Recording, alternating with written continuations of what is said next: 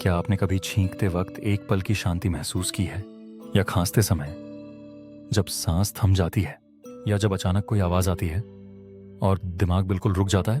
वो एक क्षण जब सोच नहीं होती, वही है जागरूकता का द्वार। विज्ञान भैरव तंत्र की तकनीक 31 कहती है, छींक, खांसी या चौंकने के क्षण में बस जागरूक हो जाओ।